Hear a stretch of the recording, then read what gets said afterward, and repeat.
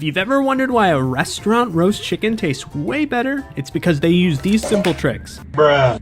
I'm cutting out the backbone, which is called spatchcocking, so I have direct access to the meat. Make a quick herb salt with rosemary, sage, some garlic, cilantro, bay leaves, and lemon peels. Let this dry brine at room temperature for at least 1 hour. Wait a minute.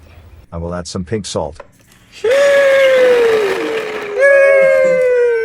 Also some sesame oil. This stuff smells so good.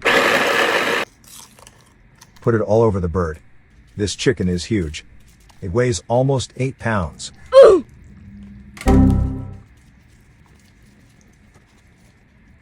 It looks good, isn't it?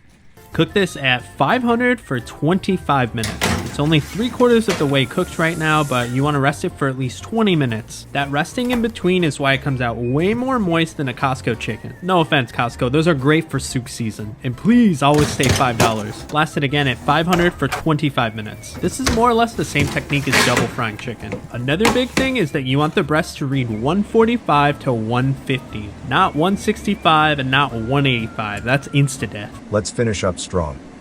Put some sesame oil on top and this bird will sing. Look at that. Would you look at that? I got my Spanish rice with some cherry tomatoes. This is the bomb. This chicken was very flavorful and very juicy. I wish you were here to eat with me.